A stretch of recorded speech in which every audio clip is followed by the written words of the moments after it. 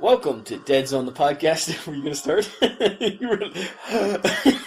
Start talking. No, I was just looking at you. I was just enjoying looking at you, and it's a professional. We're in the studio together. This is a rarity at this point to be able to look across at you in the eyes and just look, like just really focus. You know, when you're with a woman and you're just able to lock eyes and gaze, and then at that moment, that's what I want. Is it scripted? It's starting to happen now. You wrote these lines. I didn't want to say I locked eyes with you in a passionate embrace.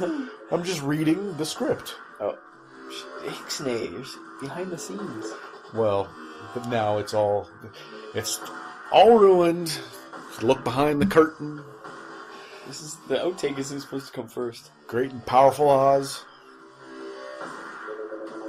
Welcome to the Deadzone Podcast. Deadzone is the sci-fi tabletop miniature skirmish game from Mantic Games. And now, here are your hosts Rob Harper and Jack Fike. I am your announcer William Randolph Wintergreen. Welcome to the 68th episode of Deadzone the Podcast for early April 2017. In this episode, we recap Adepticon. As always, you can go to deadzonegame.podbean.com to see all the pictures, or you can go to youtube.com/c/deadzonethepodcast for the video version of the show. And now on to the episode. Welcome to Deadzone the Podcast, episode 68. It's post-Adepticon. We're all pretty depressed. I've been drinking a lot, and I frankly can't wait till next year. Or 2 years, as Jack likes to call it. Yes. No, we... Oh, I'm Rob, by the way. And I'm Jack. Yeah, we went to Adepticon. There were fun and games, and hilarity ensued. And this is just going to be a wrap-up. It happened a couple weeks ago, so some of the intricate details are starting to disappear. Become legend. No, we're starting. This will not be a photographic memory, a retelling in exact detail, but we're going to have a nice reminisce. A walk down the garden path, maybe just to jog our memories. One last little but mostly to say thanks to those who deserve it, to mock and ridicule those who deserve it, and to boast of our drinking and or gaming prowess. Like when Tyler knocked that glass over? Awkward! Oh. Anyways, let's get to the beginning. Yeah, the douche chills I got from just thinking about that. Oh. That's for Tom. So, Adepticon. And we're going to, first of all, we'd like to thank Beetle, because he has a lot of pictures. The link will be to his pictures in the show notes. And yes. He took a lot of pictures on Saturday for Mantic Night and the Deadzone tournament. So you can check those out there. We won't reproduce them here, but please go to that link. And you'll see a lot of pictures. He was a prolific cameraman. And it was great to see him there, but we'll get to that later. So the trip, we took a train from Buffalo, which we're in. Not people know this, but we're in Fort Erie. Yeah, we're right across the river from Buffalo, so it's not Canada.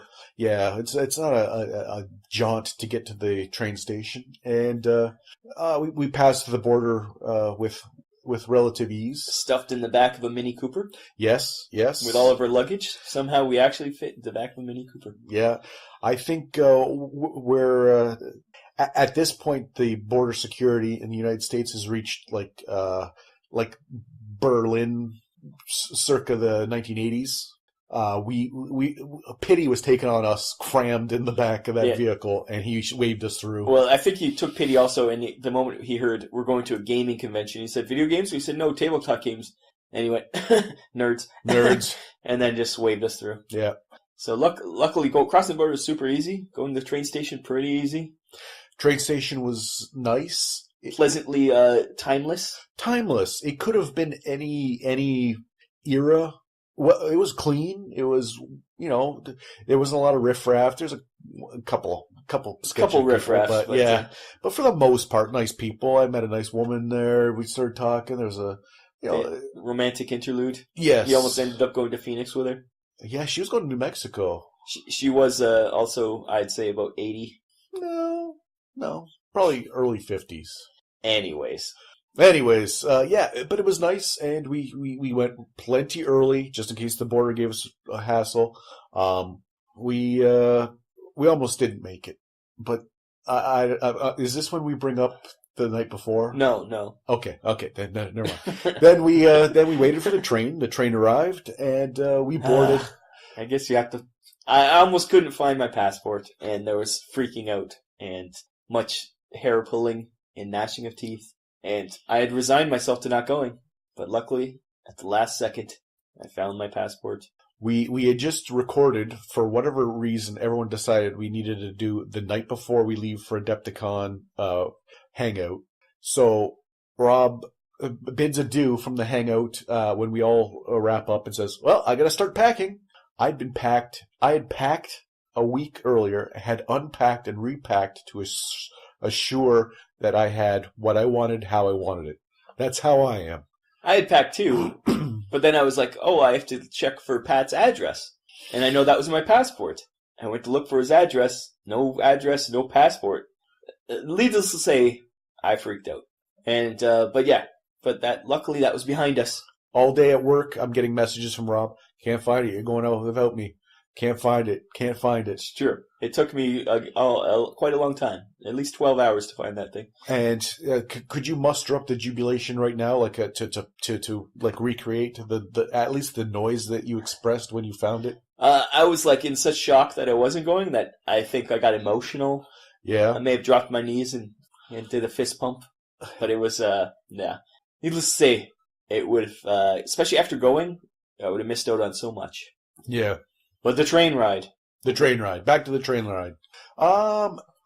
We got on the train. There was a lot of people sleeping, and we expected to, It was midnight when we got on the train, so yeah. Everyone else who was already on the line was already laying across all the seats. We at first sat next to each other, but luckily a seat opened up, and so we had two separate seats, so 2 seats to each. We were able to somewhat sleep. It was rocky as hell. It was like, imagine being on a plane that was in constant turbulence. Yeah. The lights were on the whole time. It was not great, but we kind of slept. We got to Chicago after, I think it was delayed an hour, so it was 11 hours by the time we got to Chicago. Yes. We got to Union Station. Which, the juxtapose the quaint Buffalo one-roomed where I went up a couple times and was talking to the people behind the attendants. Yeah, the attendants behind the booth. They're asking all the questions. Just what you would expect small. We get there. They herd you off into the underbelly of God knows where. You walk the tracks and they just keep going, and you're looking like, where the hell are we? We're walking between trains. Jack isn't used to train travel, and then we emerge in what was a palatial. Yeah, a very beautiful. Yeah, it is a beautiful train station. There was a lot of it's under construction, but once you get up there, and then we're standing next to some stairs, and people kept taking pictures of these stairs. We're like, what the hell's going on? I'm trying to get the Uber app to work, and we're just like, what? Later, it turns out those stairs are from the Untouchables. When the baby goes down the stairs, that's those stairs.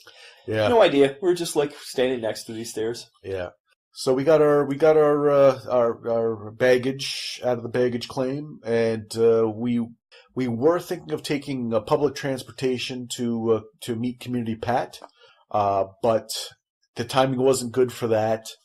We were thinking of a cab because, cab. Rob decided he was going to try Uber. And I will say, I think for me, the most pleasant surprise of the trip was Rob said, okay, I've arranged for Uber. They're going to be here. We walk up the stairs. We get there. His phone rings. I'm here. Well, it was more like, I'm going to try Uber. Couldn't get to work. Oh, there's nothing available. We're like, oh, this sucks. This doesn't work. And then we're like, okay, we'll go up the stairs and get a cab. Jack starts walking upstairs. I try Uber one time, and it's like 8 Ubers in your area. Okay, and then it was literally like, he's here. And we're like, Jack's halfway up the stairs. I'm at the bottom. We have to carry all our bags up to get there. It was so fast. And I believe his name was Jose. Jose was a nice trip. Yeah, he just said, "I'm pulling in." We threw the bags in the back, literally like seconds. And he asked us a couple questions. As soon as he could tell we weren't down for some repartee, the radio came up, and it was just a pleasant drive, Yep. Relaxing. And $40 later, we were there at the convention center. Yeah, not too bad. From downtown to Schoenberg for $40. Yeah, and a pleasant ride, nice clean car. He was dynamite. So yeah, that was when you're traveling and there's that level of stress, and especially when we were thinking of we're going to try and grab transit, transit, and we didn't know exactly where. And we were too late because we were going to be earlier, so we would have met Pat at his house, but he was already gotten all his stuff. Yeah, so we got to the Schoenberg Convention Center because we weren't able to. This was probably by then about noon, and we couldn't check in till about 3. Yeah, so we couldn't check into our hotel. Pat was already on his way to the convention center, but not there yet. So we just sat and collected our. Well, at first we just walked right into where they're setting everything up. Nobody asked us anything. We could have stolen whatever we wanted, but that's a bit of But we literally nobody stopped us. No one stopped us. We had all these bags and stuff. They just must have assumed we were part of somebody. Yeah, everyone was setting up their booths and stuff. So as long as you weren't causing a ruckus, they were just okay. Whatever. Pretty relaxed. It was relaxed. You could tell they knew they had plenty of time, and everyone was high on the fact that this was Wednesday, so we had a full day ahead of everybody. And they were all like, "Okay, this is Adepticon. We're all here now. We're all gonna, have a good time." Yep, we relaxed for a little bit. Pat messaged us that he'd come, and we started setting up the Mantic booth. Yes, so you'll see pictures of us hard at work, helping carrying heavy things, building things. Jack's sweating a lot. Yes, there was beads of sweat trickling down both of our brows. We met John Jack. We met who was there also? Oh, Brian. He wasn't there for the setup though. Yeah, Brian was. Yeah, was he? Yeah. Oh, John yeah. Okay, it was Shane. Shane was later, and Joe. Yeah. But yes, and the computing Pat, of course. So we set up with those guys. They got the mats down. We put all the banners up, and we had to fix one of their banners, which we took for a long time fixing. There'll be pictures of the Mantic booth and all this intricate stuffs that were done, and yeah. Yeah, it was pretty cool seeing everybody else setting up too. We got to look around a little early before it got busy. There was nobody there so as we were carrying stuff around, we were checking things out. Yeah. It was interesting to see as things got built up. At first you're like, oh, okay, this is pretty open. And as the booth got bigger and bigger, it got more closed in. And you could see how much bigger the dealer's area was going to be compared to 2 years ago. Yeah, when we went 2 years ago, it was, I'd say, a third of this size. Yeah. If not even maybe a little. Yeah. This was big. It grew. And even where they were playing grew, because before the whole other side wasn't open, and the dealers was the full inside. Now both sides of the dealers area was gameplay. Yeah, I think Rob described it as 3 hockey rinks at least of area.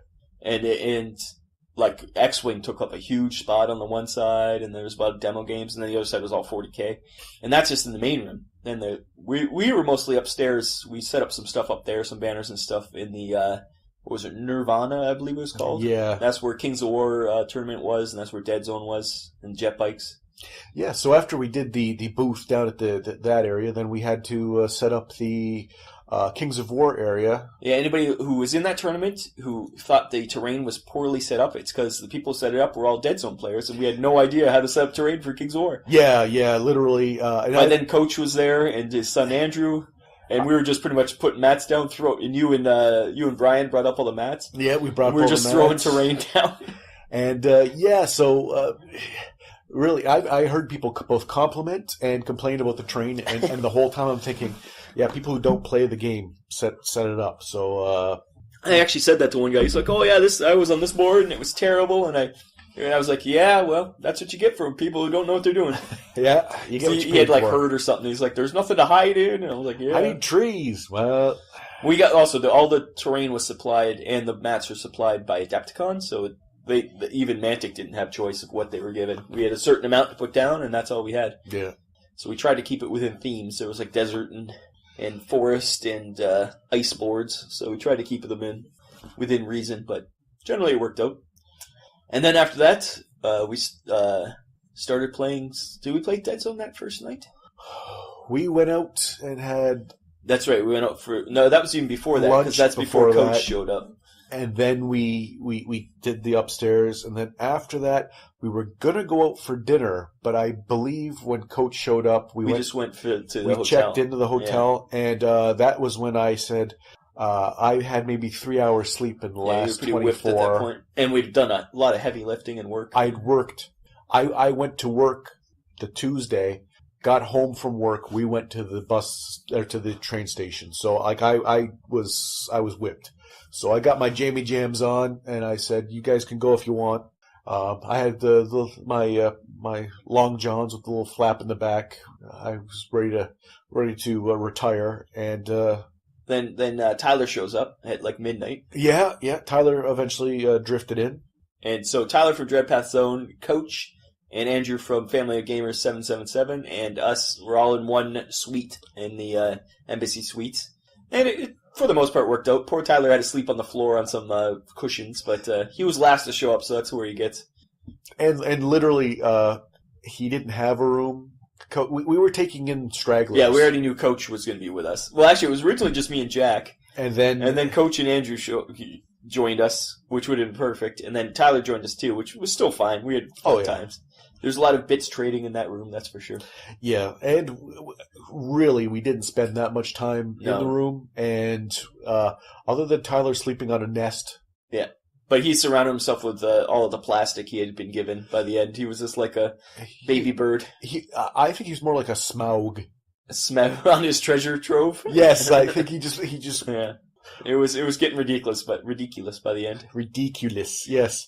Rune Wars was a plenty. Yes, that first night we did collect our bags, and much to me and Jack's surprise, we were going through the line, and we had the premium bag. So we were given a bag. We're like, okay. Next thing we get to the next station, they just hand us a giant box of Rune Wars. I was just like, what the hell? Yeah. And then, I got a hoodie and a glass, and by the time we got back to the room, Coach and Andrew were like, "Oh, we should have gotten that." And I was like, "Here, you can have my Rune Wars." So that was the first Rune Wars I'd given away. Yeah. We'll have a ding bell for how many Rune Wars we ended up with. And that might have been when young Andrew got Rune Wars, became his mantra for a while.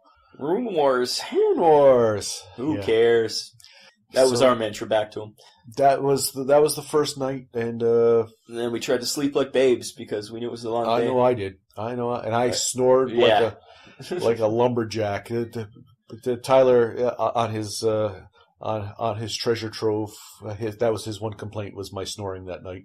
And it was too cold, because when we got to the hotel room, they had it up to 77 in there. And that's too much. I need 65, 63 to 65 is a nice room temperature. So I open up that window. Yeah.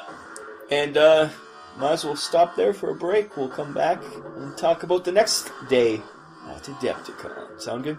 Sounds fantastic. Dreadpath Zone.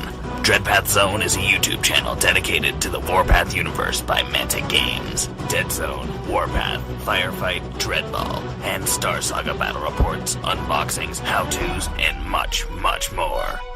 Full of banter, ridiculous dice rolls, and the love for the hobby. So go check out Dreadpath Zone on YouTube or Facebook, and remember, keep rolling 8s. Hey, this is Pat Lewis, North American Community Manager for Mantic Games, and you are listening to Deadzone the Podcast. And welcome back to the Deadzone Podcast, the retelling of Adepticon, the epic saga that was Adepticon 17. Well, it's Adepticon 15 in 2017, which is always confusing. Because I have it, that's why it says 15 on my shirt, and it's always like, oh, it's the 15th Adepticon, but it's 2017. I would go by the year, not the time. Yeah, I would think so. But anyways, we digress. So next day it was, we're up to... Continental breakfast to start? Thursday, I think we're up to, right?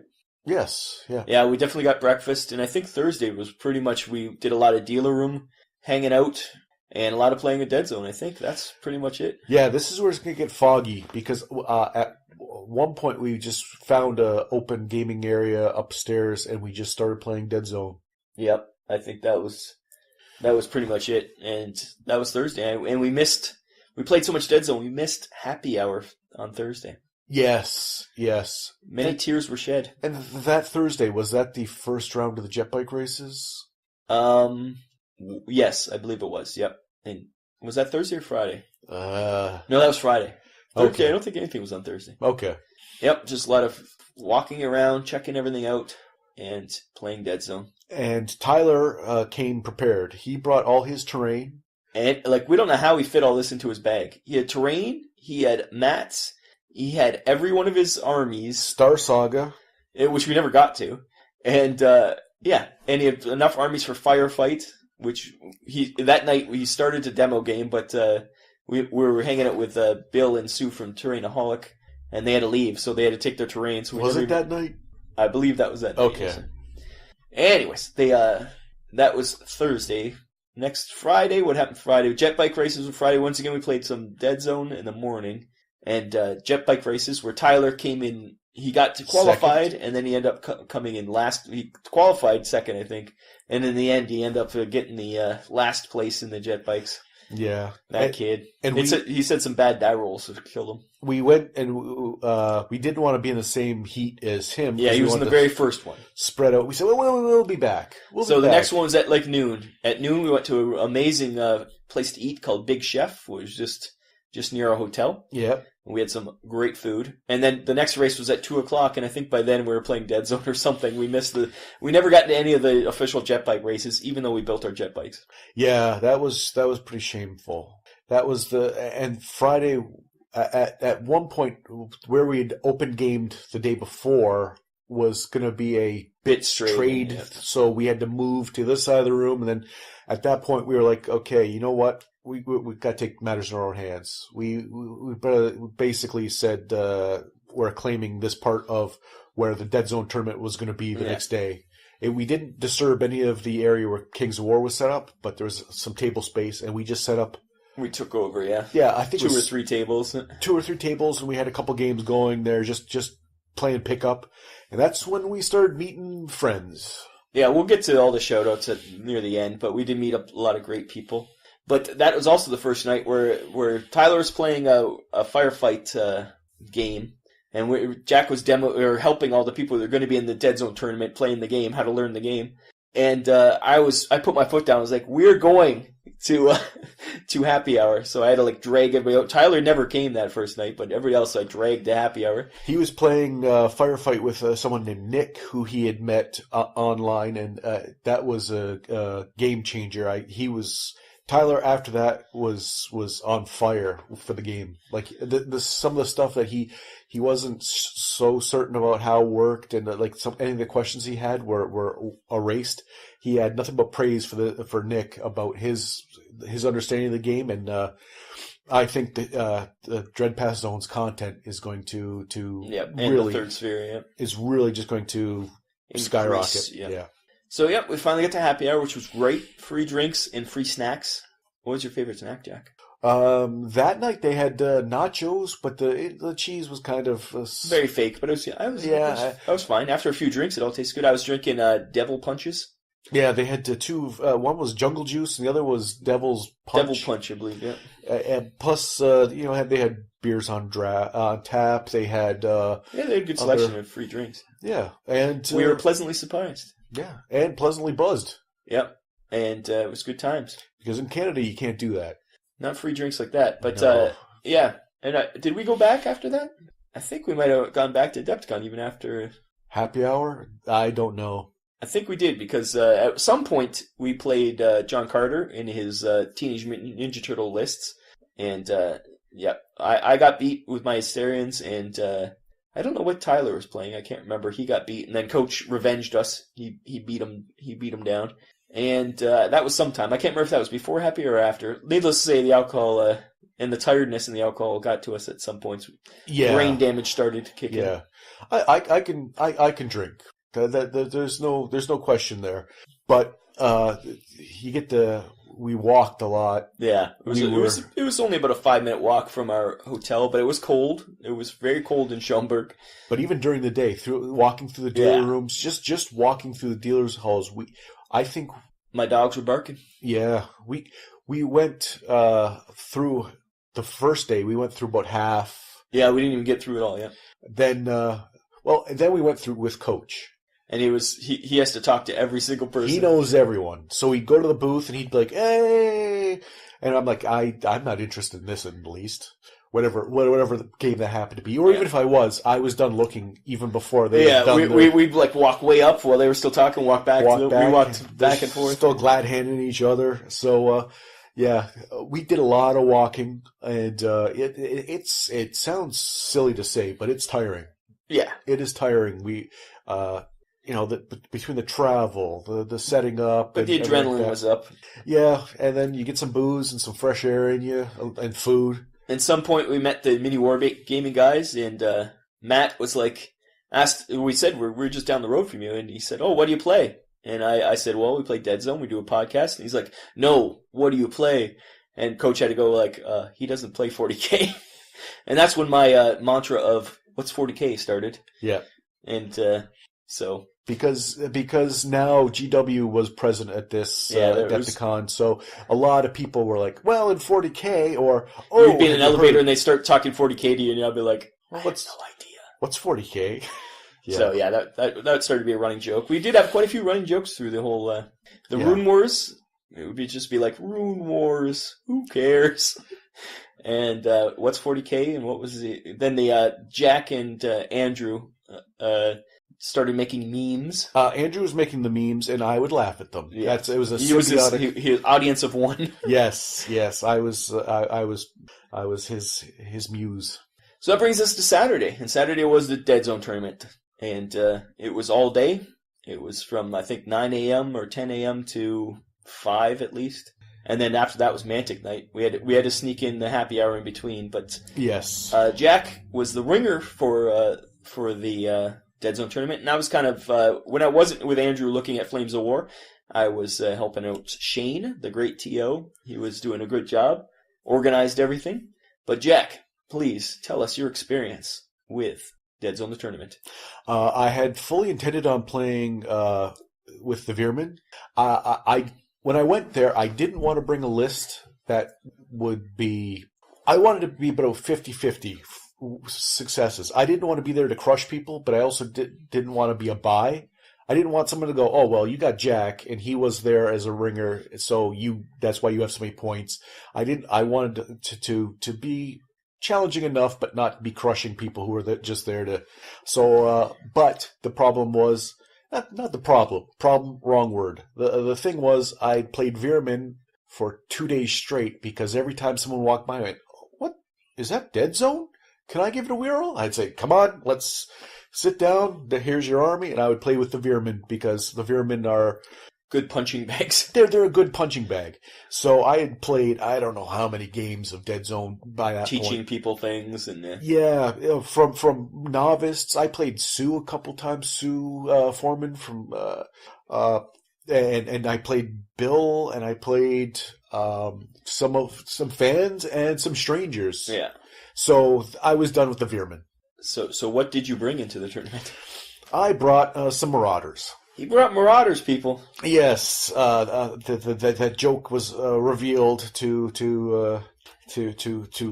all maybe one person who cared, and that happened to be Andrew. I think Coach also. Coach ragged you a bit for playing Marauders. But the joke was that since I hate Marauders, why did I play them in the tournament? But my first round I played Jeff Burbage of Dreadball fame. Yes, the Titan of Dreadball and the champion of Dreadball. And an amazing painter. He ended up for the tournament. He ended up with the best painted army. Yeah, with his plague. Everything was like perfectly touched up. And what it was he took the color scheme from Mantic's original, the pink bubblegum monstrosities, and he stuck to it. But then he Nolaned it up. On it, yeah. He turned it into the Nolan universe, grounded it. It was very good. Very good. I think when we did the voting, I was with Shane, and that one, every single, I don't know if there's anyone who didn't vote for Jeff. Maybe Jeff didn't vote for Jeff, but other than that, everybody else voted for him for Best Army. So, yeah, he was my first round. First victim. Yeah, I did beat him in a pretty close game, and but it was a fun game. At one point, I was unsportsman, and I stood up and I shook my posterior. That's not the first time you showed your butt that weekend. That weekend, no, mistakes were made. Mistakes were made. But anyways, yeah.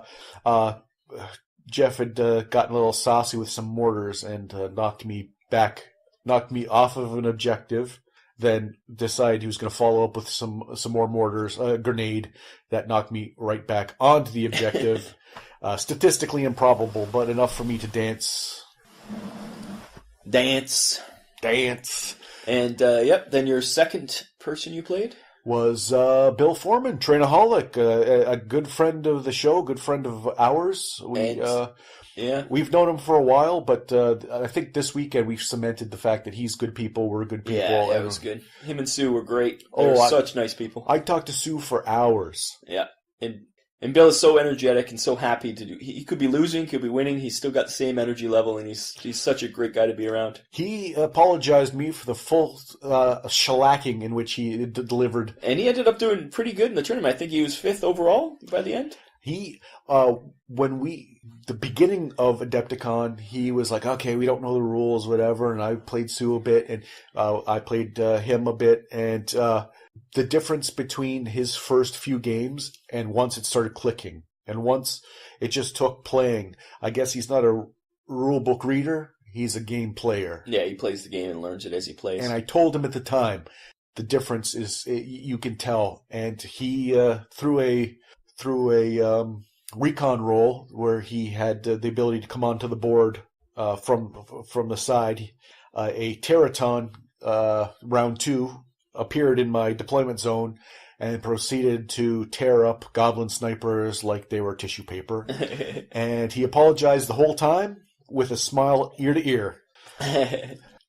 So the tournament went on, and I'm sure the results everybody may have heard by now, but in 3rd place was Todd. I didn't catch his last name, but he had a Deadzone the Podcast t-shirt on, so we're very proud of him. Yes. We Rob goes, hey, look, it's the only t-shirt we ever sold. It's that guy right there. And yeah. And in 2nd place was our roommate Tyler from Dreadpath Zone. Schultze, as he's become known. At that point, I named him Schultze. And then in 1st place, obviously unbeaten and gotten every single point because he takes the game very seriously, was our very own coach. Yes. Maybe now people will listen to our team building exercise and know he's got some clout. Clean sweep. He used his Pathfinders in the utmost terror and kicked some buttocks. And speaking of team building exercise, the night before, I was approached by someone who said, hey, I've only played a couple times. But I listened to a podcast that told me that this is the list I built, and after a brief, a shy, I demurred a little bit, and I said, "That's our podcast." Yeah, he didn't even realize he's playing Jack from the podcast he was talking about. He says, "I don't know really what I'm doing, but I've got this list," and he was running a coach list from team building exercise he had brought. He'd only started playing Deadzone maybe, he said November the year before, so maybe 5 months, 6 months. That's the good thing about this tournament. There was a few serious people like Daria and Tyler and Todd and Coach, the people at the top. Yeah. But everybody else was pretty relaxed and had fun and not much experience. Some hardly any experience. Like some people, it was like their 3rd game ever playing. So if you're ever thinking about getting into a Deadzone tournament at Adepticon, it's pretty relaxed. I was amazed. I was like, I'm not into like the competitive scene, but I would have played after seeing all the fun everybody was having, and it was pretty much just playing a bunch of friendly games. Yeah, it was a bunch of buddies at just getting together and playing some round robin. Rob even said he would play in a tournament now, and that's saying a lot. So, yeah, it was such a good scene, and but unfortunately, after my first 2 games, I was discarded. I was thrown out like the trash. Yeah, somebody had to go, so his ringer status was revoked, and then he became Flames of War guy with Andrew. Yeah, I was the one that leaving me to actually help with the tournament. Now had to take young Andrew down to gawk at the Flames of War miniatures. At that point, he was calling it Phlegm of War. Everyone's throat. The air was dry at the convention center. Yeah, I was calling the water. Anytime anybody drink water, they had like free water there, like just like what do you call it? Just water. Coolers, water coolers. But I swear it was filled with salt water because we were so dry. My lips were literally cracked and bleeding. Oh yeah, his were bad. I brought in chapstick just through preparedness, and it saved. I was. So if once again, tip number 2: if you're going to Dead Zone, or if you're going to Adepticon, bring chapstick. Yes. It sounds ludicrous. Yeah, and bring your own water. It was so dry. Yeah. Anyways, yep. So it's a good tournament. Dan Robertson, I think his name was, or Roberts, one or two. He won Best Sportsman, which was the Best Sportsman. It was great because once again, it was everybody voted for somebody else, and until finally the very last person voted for someone so that he had gotten 2 votes, everybody else had gotten 1 vote. So it was going to be like me, Jack, and Shane would have had to decide who was the best sportsman. But it ended up he got 2 votes, and that was enough, and he got Best Sportsman. Yeah. And as we said, Jeff Burbage got Best Painted, and Todd, Tyler, and Coach got their medals. And I'm sure that it was recorded, so there's video evidence of this award ceremony if perhaps you want to see said... I'm sure it'll be on Family of Gamers or maybe even on Dreadpath Zone, I'm not sure. And actually there was some prize support. Lots of prizes. Not like Kings of War prize support, but there was a... They got Mats by Mars mats, and they got pretty much a booster or a starter from Dead Zone. And a nice medal. A nice medal and a Blaine, I wouldn't call it a miniature. It was a Blaine statue. Yeah. Gold, silver, bronze. Yeah, very cool. It's a lot nice stuff, and everybody was pretty happy with the results. Then, as we said, we went to Happy Hour, and we got back to Mantic Night, and almost not getting into Mantic Night due to a over-aggressive bouncer, but we did make it in eventually. Yeah, I was dead tired. We'll skip the details. Mistakes were made. I got a little hot. I've apologized since, so I'm not going to highlight any of the details here. But Coach had to step in and be the voice of reason. That's saying something. I don't get hot very often, but okay. Anyways, we get inside. There was some issues. Ronnie, we had found out when we were setting up the booth on Ronnie Wednesday. Couldn't make it. He had some issues for not getting there. So that was... So instead, Joe Neat came. So Joe Neat was there. He's a very nice guy, and he had a lot to say. And Ronnie did record a message for everybody to watch, which I believe you can hear on the Countercharge. I believe they had it on there.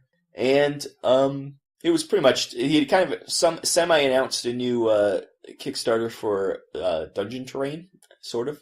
Yeah. Terrain Crate, I guess it's going to be called, but nothing Dead Zone related. No. And other than that, I was dead tired. We were supposed to help demo games, but the Nerf herders luckily stepped in and they used our stuff, but they demoed games to some people for Dead Zone. Yeah, we just handed off our models. I was barely conscious. I was so tired by this point.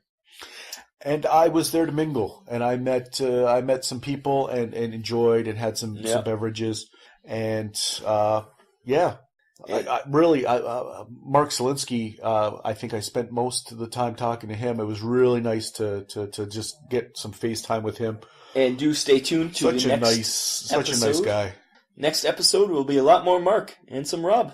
Oh, we might have a little bit of a confab going on, a little bit of a cross promotional thing. So that was Saturday. We made it through Mantic Night. We got back to the thing, crashed. Woke up Sunday for our last day, our last breakfast.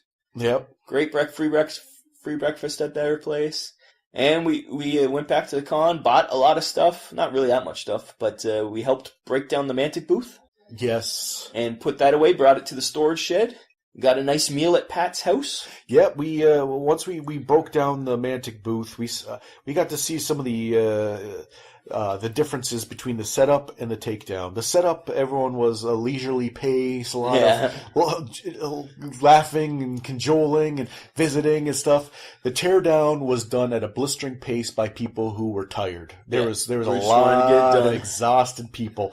it was universal. You looked around and everyone was basically, okay, packing it in. We're going to get it done. But it was great. Pat hooked us up for helping, and we got more than enough stuff from him. He was great. A couple of things that we'll be able to... We'll discuss our loot after the next commercial break. Yes, but before that, we had bid adieu to Coach. Coach got his flight home with Andrew. Fabian came along, so was Coach, Andrew, and Fabian. We said goodbye to them. We then did the teardown. Tyler helped us break down the booth this time. Because he was staying in Chicago for a few extra days, so he was kicking around. Yep, he had shipped in his girlfriend to spend some quality Chicago time. Yep. So, we got some nice pizza at Pat's house, and then we got driven back to the train station, all the way back to Buffalo. Well, the thing was, by the time we got done at Pat's, and Pat was like, "Oh, do you want to go?" And it was a couple hours early, but I liked the fact that we were going to go a couple hours early. He drove us in, and we got to finish up and talk, and it was nice to get a little more Pat time in. Yep, he's a busy man. Yeah, we barely got to see him during the convention. We're not there to visit, so we weren't bothering him. We weren't there bothering him. He's at work. Yeah, so he was running constantly. His job isn't to entertain us, and we understand that, and that's common sense. But also, he works. So this was our final, hey, I think we've gotten to be good friends. Yeah, through the Mantic hangouts and stuff, and he's a top quality guy. Yeah, not just podcast friends, true friends. I think so. All of us, though. I think the bond that we all became, but we'll get to that later. Anyways, we got to the train, got back to Canada after a hellish train ride. We get to the train station, and we sit down, and 15 minutes later, we were 2 hours early. Yeah, they brought us into loaded the train. If we hadn't got there, we wouldn't have gotten a seat. No, they started an hour early because it was the start of the line, and they started loading it. Well, two pigeons flew in. We were inside the holding area where we were, and some woman lost her mind. That was hilarious. And we also two people in line thought we were a gay couple. They were like. Yeah, they assumed we were together. We're like, no, we're just playing games. Yeah, but also the train was not named 48 and 448. Yeah, that's train stuff. So we get in line and everyone was confused, and we're talking to a delightful couple behind us, and then if Pat hadn't have gotten us there at the time, we'd have been in trouble. Another disaster averted. This could not have gone smoothly. Yeah, we got so lucky. Everything. The Uber, this getting there on time, Pat giving us a ride. Thank you again, Pat. It just worked. Get it back on the train.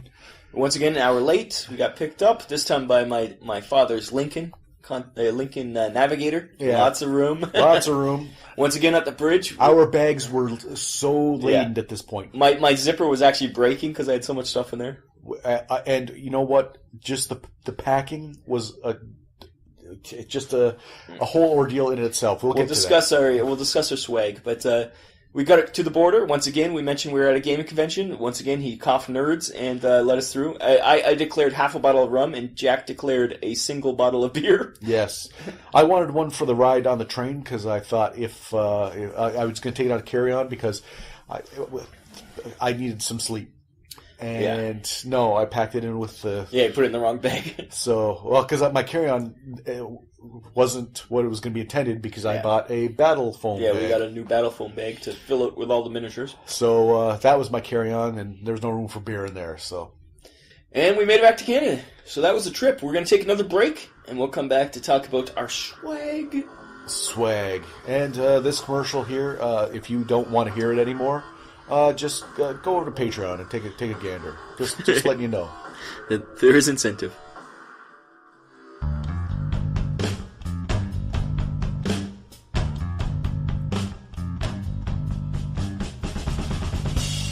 Oh man, that was a good roll. Hey Georgie, what are you watching? Oh, I'm just watching a video on Family of Gamers 777 on YouTube. What kind of videos are on their channel? They have hobby videos, live streams, Deadzone and Warpath battle reports, and tons of other great stuff. Oh cool, I have to check them out.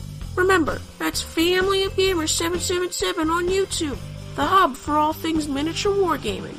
So Georgie, what's your favorite video on their channel?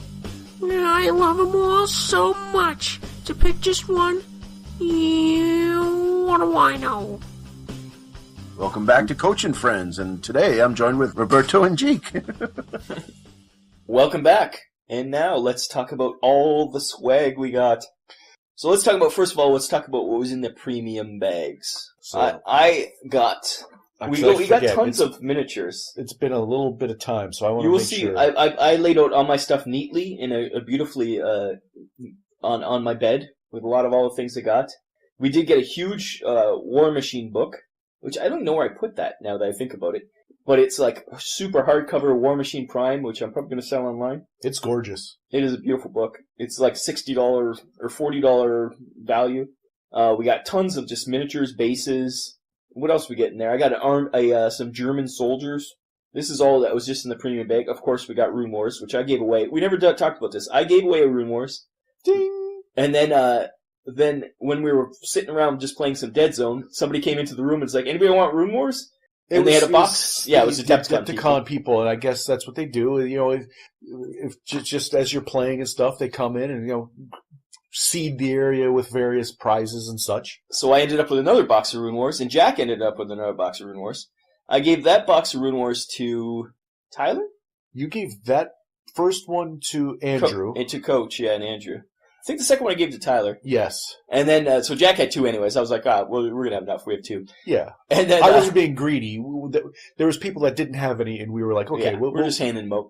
So we ended up with extra Rune Wars. So then, yeah. We got the plastic carrier thing that you could hang on your wall for miniatures. Jack seemed to like it. I thought it was stupid. I'm using it. Yes, you are. And from helping Pat, I ended up with a starter box of Kings of War Dwarfs versus Undead, which I traded the Undead to Tyler for some more Rune Wars Knights. I ended up buying a tank from Warzone, which was really great, and I got a free T-shirt and a miniature with that. Jack got... that I ended up carrying, though, was the Walking Dead All-Out War. We'll let you talk about that later. Yes. We ended up with a Mars Attacks mat, which is cool, because we have another mat now. It's a gridded mat, so just tons of stuff. I bought basing kits, and I bought stamps that you could bake. So you could base miniatures with these rubber stamps, kind of. And I bought some paints. Jack, what did you end up with? Well, in the swag bag. Now, swag bags were put together pretty haphazardly. Yeah, you ended up with like two of some things, and I ended up with more stuff than you. Three miniatures on motorcycles from Wreckage. Wreckage, yeah. Wreckage. So, like, there was a lot of differentials between the two bags. I ended up with a aliens versus an alien on a skull from Aliens, which Jack never got. The little diorama thing, that was awesome. Yeah, but you're the person who should have got that. But it's just funny. I was slightly ahead in line than Jack, because just the way the lines went, my line went faster than Jack's line because of our names, and it was just coincidental. Yeah, even though he's F and I'm H, we were just separated just enough that I was slightly faster than him. And I bet you that just the way they were putting them together, the speed and the some things got some things. It's free crap, so like it's not like they need to be. It's not rocket surgery here, yeah. So you got what you got, right? But I got the War Machine manual, which is a big, beautiful book. If we played War Machine, it'd be amazing. But once again, I got a Kings of War book, which I gave to Andrew. I got Flames of War. Or Flames of War, that's what I meant. Yeah. Yes. I got a sprue of what looked like British redcoats. Yeah, Napoleonics. A couple of random small miniatures, including something from Malifaux and some other. I got some bases from Elric's Hobbies. Yeah, and also from MicroArts. They got 2 sets of bases. But, I would... that plastic case that Robin alluded to, I've already decided that's my zombie carrying case. I've already got some metal strips on the bottom and stuff. Well, if you need another one, I have one. I might. Because I have to do a 1,000 zombie challenge, apparently. That's next episode, Jack. Oh, shh. Secret. It's a secret.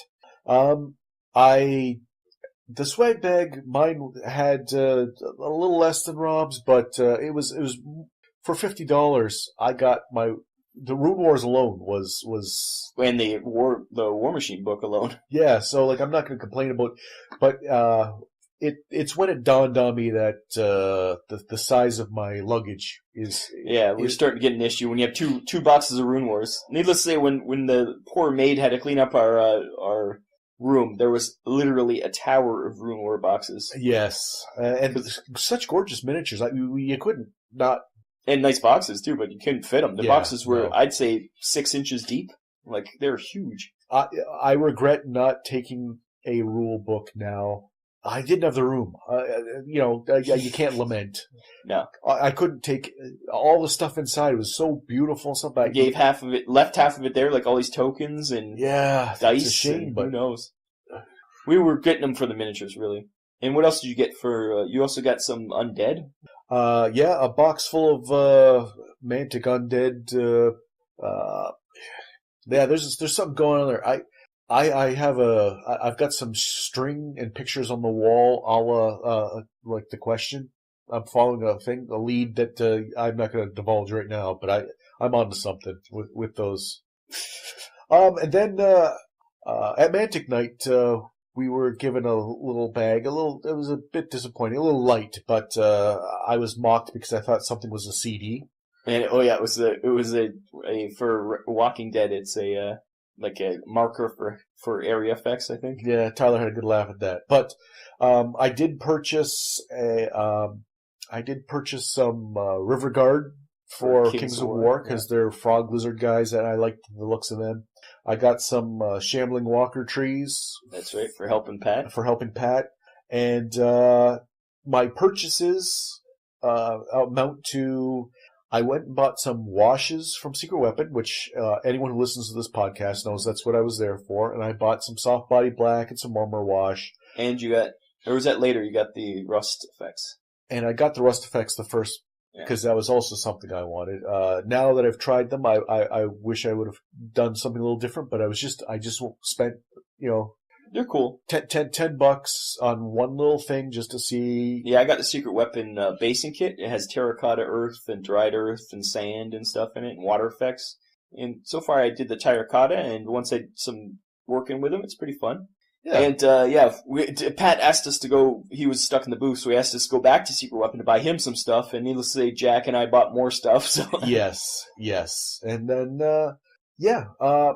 so there's other sundry items I got, like a 6-sided die from Mini Wargaming when we went over there. Oh, I got one of those too. I have no idea where it went. Oh, that's a shame. It was in one of my pockets, so who knows where it ended up. Yeah, so there's various miniatures and stuff from this way. I've got so much to paint. Like I'm sorry, I can't paint a resin Blaine right now. I can't paint a werewolf from some other company. I appreciate it. It's probably a fine product. I'm buried. So just the Rune Wars miniatures alone that I'm working on is. Yeah. But my bag was packed. My purchase of the weekend was definitely that Warzone tank. It was only $36, and it's a huge tank, resin tank. But I also, when I bought it, he's like, "Here, take a T-shirt. Hey, also take this free miniature." And he was just like so nice. I regretted not going back and buying more because it was very cool. Because Warzone for Protoss is pretty expensive stuff, but really good deals there. And what was the only reason you didn't buy the Aliens game? Oh, I had no room. I was going to buy, they had the Aliens vs. Predator 2nd edition, all one-piece miniatures. I was going to buy that for sure. No room in my bag. And it weighed like 1,000 pounds. He pulls it off the rack, and it was... I'd say it was a good 10 pounds. It was solid. Yeah. But I wish it was cheap too. It was like, I think it was only $50 or something. Something really cheap for that game.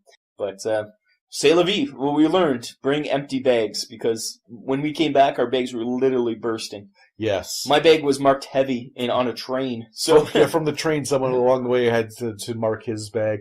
And I took out, I brought multiple sets of sleeping clothes, sweaters and stuff that I took out, and they were still full. Yeah, you never used them, yeah. So it was some wasted space. But definitely need more space empty to get some more stuff, because we had the opportunity to get more stuff. We just had no space. Yeah. I gave away a Dreadball Extreme. Pat gave us that to give a prize support, so I gave it away to our fan Tom. Yep. And it was crazy. Yeah, and we had brought down some stuff to give away, so I handed out some zombies to some people and some other stuff. But Pat also gave us some other things to give away, so I'm sure in the near future we'll have a little mini contest somehow. Yes. So very minimal work. Yeah. Minimal. Don't get your hopes up. It'll be the prizes will be small. But they're good. Like a lot of people are asking for these prizes. The effort will. We'll let you know in the near future. Equally small. And other than that was our prize support. Want to move on to some shout-outs? Yes. I do have a list of shout-outs with people we met. So are we going to read the name and then say where we met them, how we met them? Sure, we can do that. In that order or chronological? Or I just wrote them down, I don't know, as I thought of them, I guess. Okay. So first person is Dan D. Dan Day. Oh, Dan Day, yes. I think he was the one you taught some Deadzone to, wasn't it? Yes. He had only started painting miniatures the same time as he started playing the Deadzone, which had been months, and they were all right. Yeah, very cool. For a rook, just like off the street painting miniature, I looked and I said, that's a decent paint pretty job. Good start. Yeah. Dan, if you're listening, and I hope you are because we gave you you better be listening. Yeah. It was nice to meet you, and keep painting. If that's your starting point, you're way ahead of a lot of people. Yeah, for sure. Another person we met, our first Top Hat and Monocle Club, the nameless Top Hat and Monocle Club member to actually meet in public, was Andrew Webb. And he introduced us. He introduced himself to us. We're like, oh, that's cool, we are. And then he says to Jack, yeah, thanks for your reading from my aunt. And they were like, oh, that was you. I was helping someone with Deadzone, and I was talking to him. Hey, Andrew, and I shake his hand, but it didn't dawn on me. And then he said, yeah, thank you for the reading. Now that is one of those cases where we're recording and I say things, and you never expect to meet the person you said it. Afterwards, I'm not afraid to meet someone after I say something like that. Afterwards, Rob goes, do you think maybe like if he had just lost a family member, he shouldn't have said that? And I go, yeah, maybe. What if he just didn't appreciate that?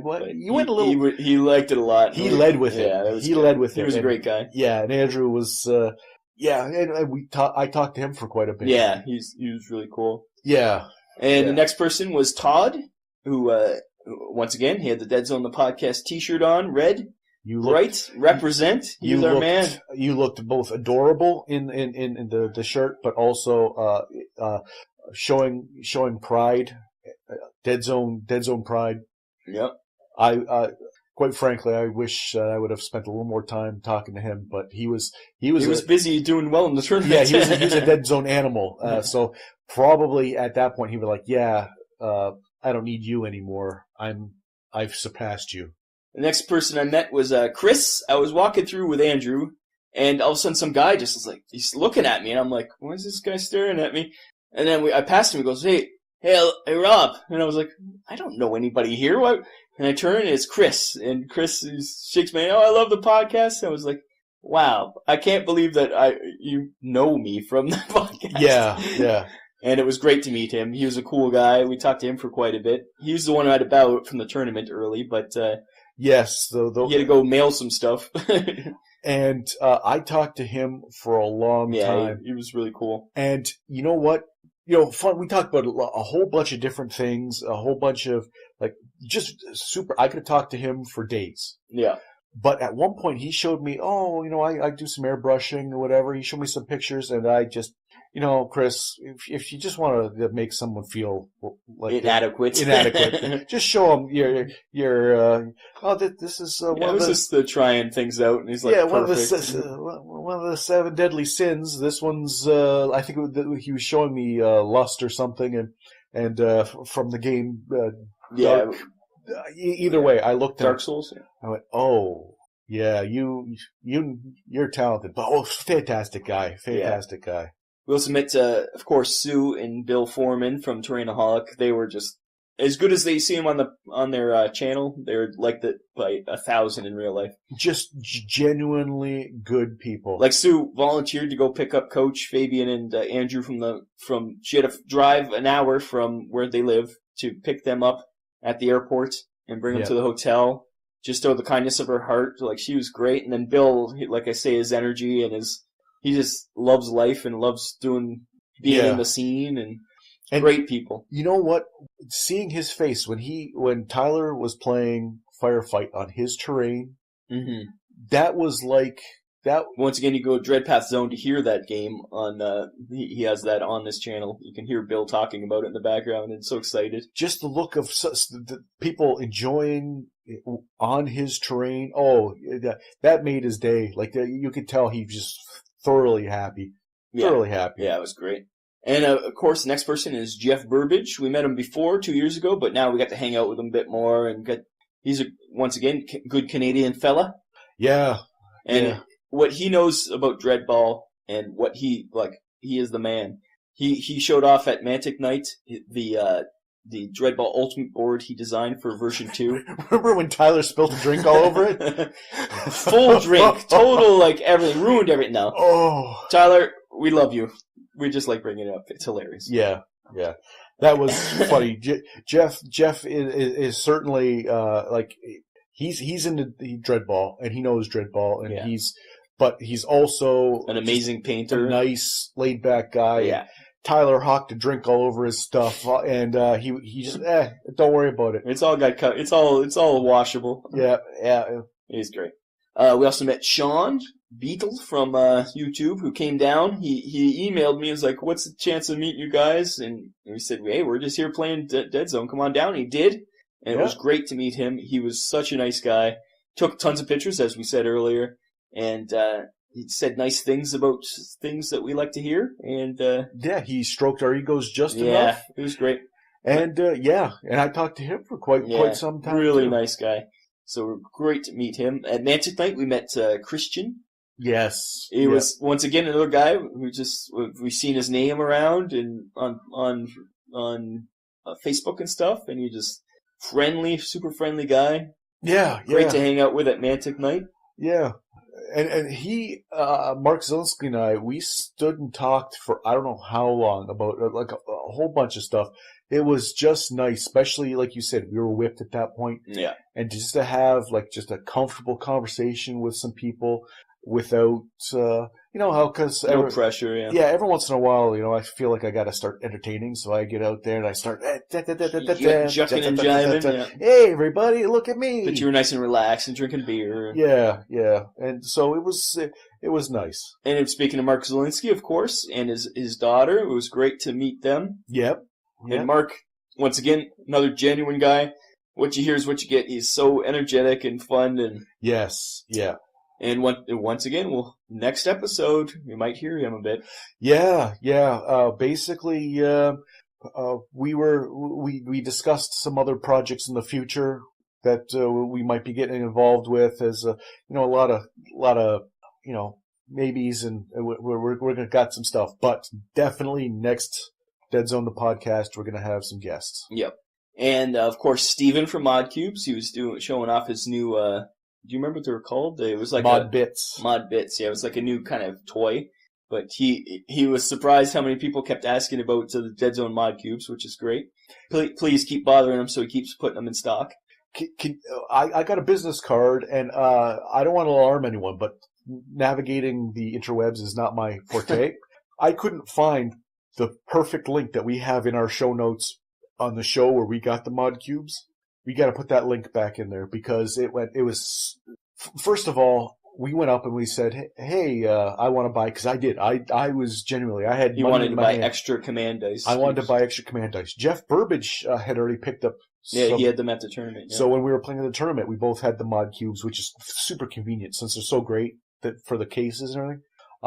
And there were some other people who had asked. And so we introduced ourselves. We talked a little bit. He said, "Okay, they're sold out." He hadn't anticipated the glut, the demand. And quite literally, when I went by and I talked to him again because some other people were asking where I'd got mine, so I said, "I'm just going to take some business cards." And he was like, "Oh, okay." Someone else walked up and said, "Hey, I'm here for someone I didn't know, someone I wasn't in the tournament, and someone I never saw again." asking for the Dead Zone mod. Was asking for the Dead Zone mod cube. So I don't know if by the end of the and whoever you are, you should have come and said hi. Yeah, if you're listening to the show. Yeah, but we talked in. It's so nice. Yeah, really nice guy. And we got enough of the little tokens he had. Yeah, lots of tokens. You'll probably see them in some battle reports coming up because we're going to use them as activation tokens. And someone crammed a bunch of them into Tyler Schultz's hoodie. Schultz's hoodie when we were. Hilarity ensued when he disrobed that night. Yeah. Who knew that Tyler really had a problem with people putting stuff in his hoodie? We found out soon enough. Yeah, we do now. We also met Mario and Alex from Mats by Mars. It's nice to actually meet them. I've corresponded with both of them quite a bit ordering mats, so it's nice to see them. Yeah. And they were showing off the mats, and yeah, great. We had a discussion in which I had called Alex the Blowfish of Hootie and the Blowfish. That's right. And he had to admit that yes. Yeah, we all had a good laugh, and it was I won't bore you all with the details, but meeting Mario and Alex was probably, of all the people I wanted to meet, other than Ash Barker, which we didn't ever get to meet. No, we never did meet him. Were the people I wanted to actually see. Say hi, yeah. And because the Mats by Mars mats are fantastic. We're big fans, yeah. You know when you use a product and then you know you're going to be there and you can just say to someone, I know how it would feel if I did something worth praising. Yeah. One day that might happen. But if someone comes up and goes, I use your product and you do a good job and you should be proud. And it's nice to be able to say that. And Mats by Mars does that. Yep. And we also met many Wargaming guys. I just talked about my interaction with Matt. He's a nice guy, obviously. But Dave is such once again, a genuine guy. Dave is what you see is what you get. And every time Andrew would go by him, he'd give him a hug, and Dave never shied away. He hugged him every time. He called Tyler his brother from another mother because they're both half Asian, and yeah, like they had a great bond. Like Tyler never met him before, and every time he saw him, he gave him a nod and a smile, and he's a super nice guy. Talked to Coach for forever, and yeah, made a concerted effort to mingle. That's and nice. And this show, those guys are superstars. Everybody watches their channel. Like, oh yeah, they didn't need to be bothering with us. No, I started talking to them about how we're just down the street from them, and they're like, hey, have you ever come in? No, we don't play 40K, whatever, and just chatter like that when quite literally there were people surrounding that were clamoring to just heap praise on them, and he's talking to a guy who doesn't even play the game, can't even really appreciate, doesn't have the same. So that says a lot. I also met Derek from Throne of Angels. Nice guy. He sold me some paints because he was running the Army Painter booth. Yes, that is true. And we picked up some dull coat and dull varnish, anti-shine, and some shine, and some. I got their new technical paint for Rust, so we'll have to try that out. Yes, I'm looking forward to seeing what you can do with that. And of course, all the guys from Mantic: Shane, Joe, John, Brian. They and of course maybe Pat, but we'll talk more about Pat later. But the Mantic guys, really nice guy. Shane is legitimately a friend now. Yeah. Brian and John welcomed us and helped us through setting up. They never yelled at us for doing things wrong. No, and we can be a couple of bumble. Yeah. And we did our work. Don't get us wrong. We worked. Yeah. We went at it. And Brian I don't know if he could tell a funny joke, but he laughs after every one of them. He has a lot of dad jokes. He's got dad jokes out the yin yang. And it was fun. And again, they were very, very nice and Joe Neat for being like the head of North America's Mantic section. Really down-to-earth guy, friendly. He called me terrible names and he whipped me with a fishing rod. I didn't appreciate that. I don't think any of that happened, Jack. No, none of that happened either. But we've been, doing a lot of praising. And I thought maybe one person we had to kind of... Well, let's move on to the main men. That would be Tyler, Coach, Fabian, Pat, and Andrew. Those guys, they're our boys. We are our boys, Blue. Yeah, we've had passing interactions to various degrees, and I would say they are our genuine friends now. Oh yeah, after what we went through with those guys, We went through a crucible of nest sleeping, snoring, and drinking, smoking cigars.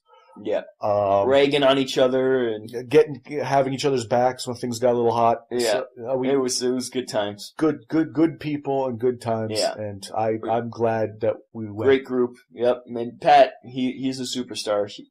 Oh yeah. Mantic might let us down once in a while, but Pat will never let us down. No, not us, just us. But Pat doesn't let Mantic down. No, he's if they ever lose him, they're screwed in North America. Oh, they better take Pat and put him to their bosom and let him just suckle there and rock him to sleep.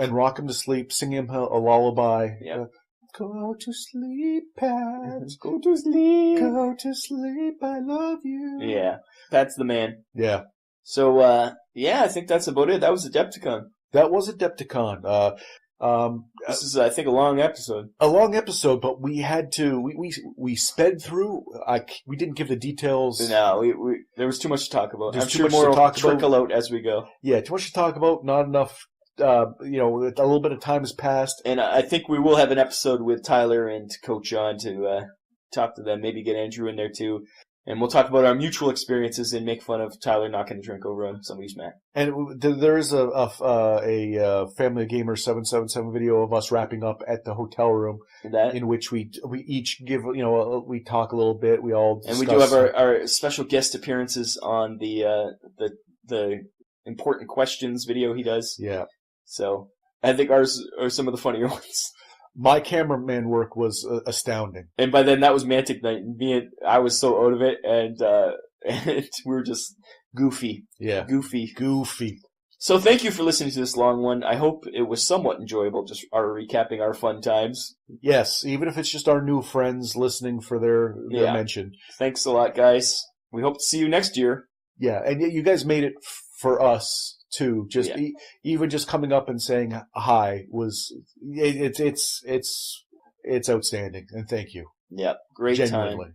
So please come back next time for a very special episode.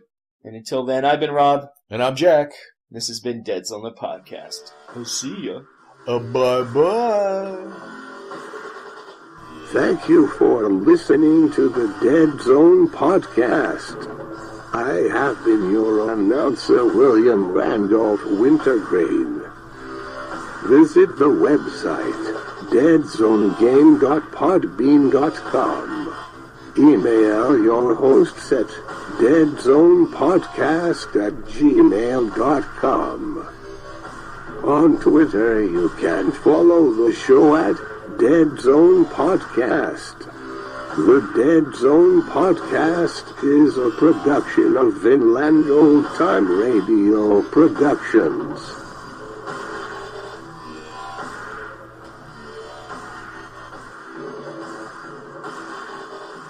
You have been listening to the Deadzone Podcast.